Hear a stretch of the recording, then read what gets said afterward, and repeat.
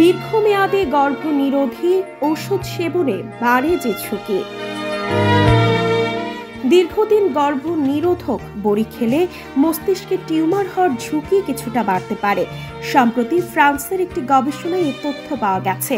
গবেষকরা বলছেন, ডেসোজেস্টেরল নামে একটি জন্ম নিয়ন্ত্রণ বড়ি টানা 5 বছরের বেশি সময় খেলে মেনিনজিওমা নামে এক ধরনের ব্রেন টিউমারের সম্ভাবনা বাড়ে। এই টিউমার ক্যান্সার নয়, কিন্তু মাথা ব্যথা, চোখের সমস্যা বা স্নায়বিক জটিলতা সৃষ্টি করতে পারে। অনেক সময় অপারেশনেও প্রয়োজন হয়।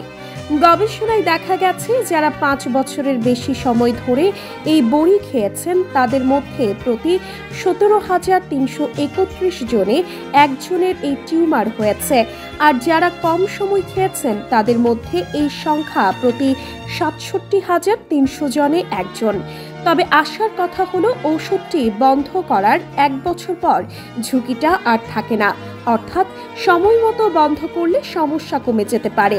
একই ধরনের আরেকটি বড়ি লেভোনরজেস্টেরল নিয়ে গবেষণায় দেখা গেছে, এটি দীর্ঘদিন খেলেও টিউমারের ঝুঁকি বাড়ায় না।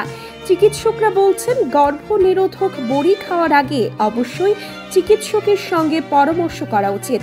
এতে নিজের স্বাস্থ্য ও ঝুঁকি সম্পর্কে ভালো সিদ্ধান্ত নেওয়া সম্ভব হবে।